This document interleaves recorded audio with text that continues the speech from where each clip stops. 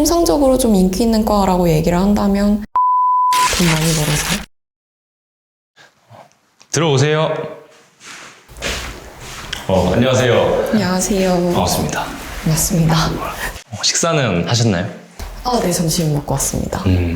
면접 준비는 어떻게 좀 잘 되셨을까요? 네, 좀 하려고 했는데 일단 열심히 해보겠습니다. 좋습니다. 그럼 지금부터 면접 한번 천천히 진행해 보도록 할게요. 면접의 가장 흔한 스타트라고 할 수 있겠죠? 자기소개 먼저 한번 부탁드릴게요. 안녕하세요. 저는 이원정이라고 하고요. 저는 간지나지 않고 가오가 살지 않는 것은 하지 않는 나만의 길을 가는 약간 반골 기질이 있는 그런 사람입니다. 굉장히 차분한 어조로 상당히 기대가 되는 면접자분이라고 할 수 있겠습니다. 장래 희망으로는 유능하고 멋있는 대학병원 교수님이라고 적어주셨네요.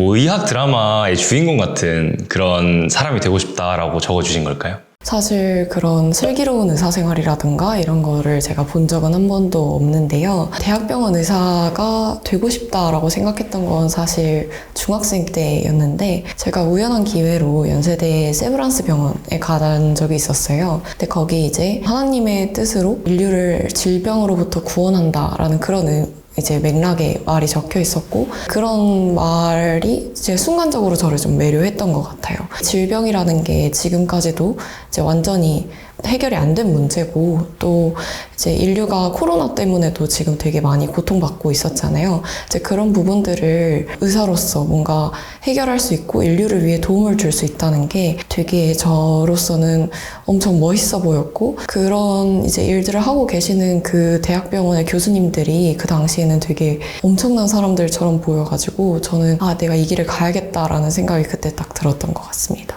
중학교 때 그런 느낌을 받으셨다는 거는 떡잎부터 달랐다고 할 수 있지 않을까. 의사가 되는 길이 엄청 험난한 걸로 제가 알고 있는데 그런 와중에 저희 모두의 교실에 지원해 주신 이유가 있을까요?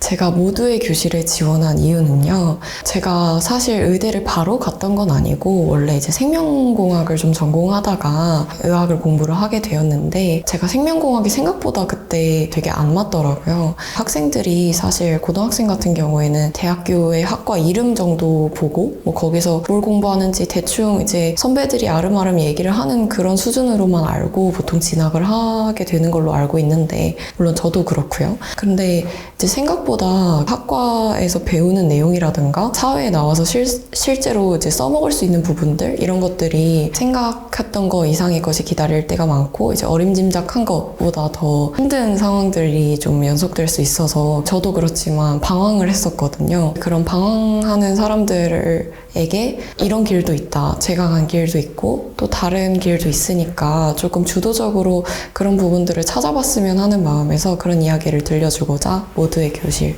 교사에 지원하게 됐습니다. 어떻게 이런 귀한 분이 좋습니다. 현재 의학을 전공하고 계신데 의대에 재학 중이신 걸까요?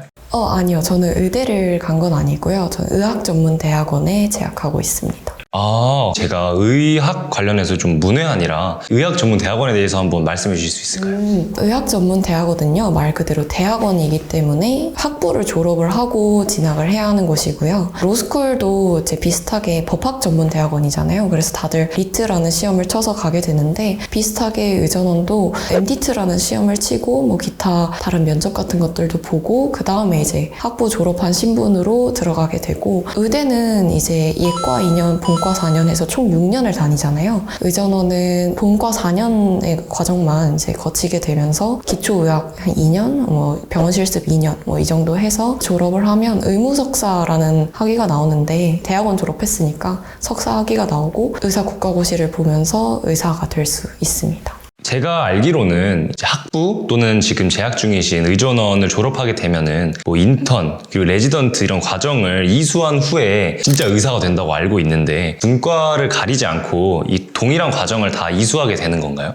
우선 이제 의대를 졸업을 하거나 의전원을 졸업을 하면 이제 말씀드렸듯이 의사 국가고시를 보게 돼요. 그 국가고시를 합격을 하면 일반의 자격증이 나와 오게 되는데 그 뒤로부터는 그런 의사 선생님을 보통 그냥 일반이라고 부르거나 저희는 쉽게 줄여서 GP라고 부르는데요. 그 경우에는 뭐 말씀하신 내과, 뭐 외과 이런 거 상관없이 흔히 볼 수 있는 내과라던가 소아과, 뭐 정형외과 이런 데 가서 일을 할 수가 있게 되고 대신 그렇게 되면 전문의라고 불리우는 의사 선생님들보다는 좀 전문성이 떨어져요. 그래서 이제 인턴 레지던트 과정을 거쳐서 전문의가 되는 건데 인턴 레지던트 과정에 계신 분들을 전공이라고 하거든요. 왜냐면 이제 그 과정 중에서 내가 전공하고 싶은 그런 분과를 하나 선택하게 돼요. 조금 더 세부적으로 뭐 신경외과도 있고 흉부외과도 있고 되게 세분화된 분과들 중에 하나를 선택을 하게 돼서 끝에 전문의 시험을 보게 되세요. 그래서 그 전문의 시험까지 통과를 해야 전문의를 딸 수가 있고 그렇게 되면 한 대학부터 시작해서 그것까지 한 10년 조금 넘게 걸리죠. 그렇게 되면 진짜 의사가 될 수 있습니다.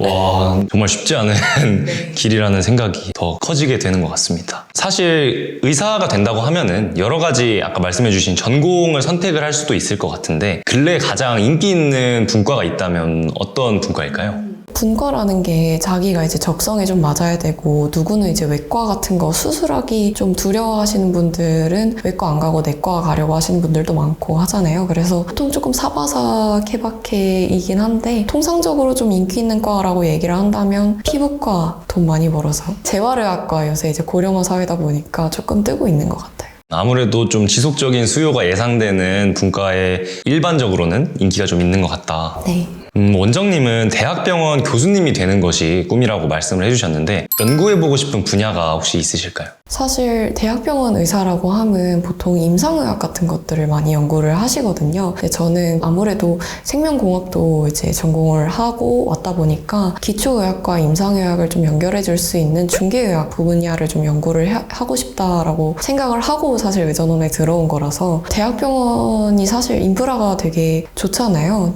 동네 의원보다 사실 환자 수도 많고 장비도 더 좋고 주변에 이제 같이 연구할 수 있는 동료 의사분들도 많기 때문에 대학병원 의사가 된다면 중개의학을 조금 연구를 해볼 수 있지 않을까라고 일단 조심스럽게 생각하고 있습니다. 좋습니다. 특기로는 방황하기를 적어주셨는데 요즘도 방황 중이신가요?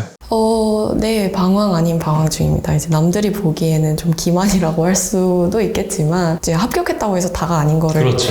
네, 알고 계시다시피 사실 저도 의전원에 들어오면 그냥 이제 그 교육 과정만 잘 거치면 의사가 돼서 나 꿈 이뤘다 이렇게 할 수 있을 줄 알았는데 개원을 해볼 수도 있고 대학병원에 가서 일을 할 수도 있고 그냥 봉지기로 일할 수도 있고 이제 여러 가지 길이 많거든요. 그리고 연구 같은 경우에도 내가 이런 연구 저런 연구를 내가 취사 선택해서 해볼 수도 있고 분과도 이제 너무 다양하다 보니까 그런 것들을 사실 고민을 해봐야 어떤 식으로 이제 나의 삶을 좀 가꾸어 나가고 어떤 삶의 형태를 좀 갖출 수 있을까 하는 것들을 좀 정해야 될 때가 된 것 같아서 그런 것들을 좀 고민하면서 방황하고 있습니다. 저희 모두교실 교사가 된다면 목표하는 바가 있다면 앞서도 말씀드렸지만 사실 생명공학부라는 이제 학부에 진학을 하면서 되게 많이 좀 방황을 했던 것 같아요. 그때가 사실 제 인생의 암흑기라고 말해도 됐을 정도로 조금 어려운 시기를 보냈었는데 제가 사실 의대를 고등학교 때도 가고 싶어서 의대를 좀 썼다가 떨어져서 그런 비슷한 이제 계열의 생명공학을 전공하는 방향으로 좀 길을 틀었었는데 근데 제가 그 길을 선택을 했으니까 이걸 가지고 어떻게든 내가 나중에 먹고 살 길을 좀 찾아야 되는데 그게 좀 어려웠던 것 같아요. 그래서 되게 흥미가 안 생기는 걸 내가 계속 끌고 갈 수 있을까? 라면서 고민을 했었는데 사실 그때 딱 방향을 틀었어야 됐거든요. 좀 자존심이 있었던 나머지 20대 초입에 제가 내렸던 선택이 좀 잘못됐다라는 걸 인정하기가 싫었던 것 같아요. 그리고 제가 방황이라는 걸 해봤던 적이 크게 없기 때문에 저는 하라는 거 열심히 하고 선생님 말 잘 듣고 부모님 말 잘 듣는 그런 그냥 어린이였는데 관성적으로 계속 가던 길을 내가 갑자기 틀라고 하니까 그게 좀 두려움도 있었고 좀 안절부절 못하고 고민을 좀 많이 했었는데 실제로 막 별로 잘 알아보지도 못하고 어떤 과에 진학을 했다던가 아니면 그냥 이름만 보고 거길 갔는데 생각보다 좀 내가 원하던 게 아니네 하는 그런 친구들이 분명히 있을 거라고 생각을 했고 대학을 다니는 건 4년 남짓이지만 삶이라는 거는 내가 80, 90, 100살까지 살 수도 있는 거잖아요. 그 긴 시간 동안 내가 해야 하는 일을 지금 찾아야지 계속 방황할 수는 없는 일이니까 하고 싶은 것들을 찾아 나설 수 있는 그런 용기를 좀 주고 싶어서 그걸 목표로 모두의 교실에 지원하게 됐습니다. 오, 난 합격입니다. 장난이고요. 네. 관성이라는 표현이 참 결정이나 어떤 삶에 대해서 많은 부분을 설명해주는 단어가 아닐까. 이제 제가 드리는 질문은 끝이 났고 마지막으로 하고 싶은 말씀이 있다면 편하게 포부를 밝혀주셔도 좋고 간지에 대해서 말씀해 주셔도 좋고 다 좋습니다.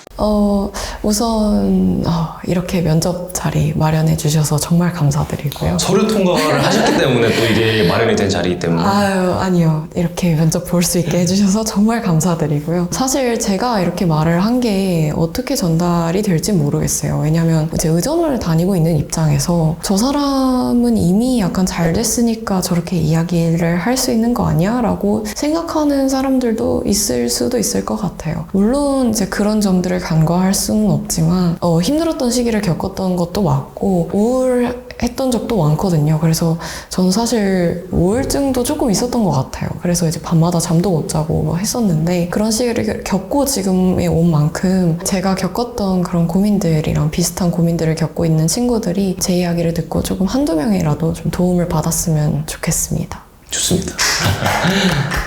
정말 고생 많으셨고요. 면접은 이제 여기서 마무리하도록 하겠습니다. 면접 결과에 대해서는 향후에 제가 따로 말씀드리도록 하겠습니다. 안녕히 계세요.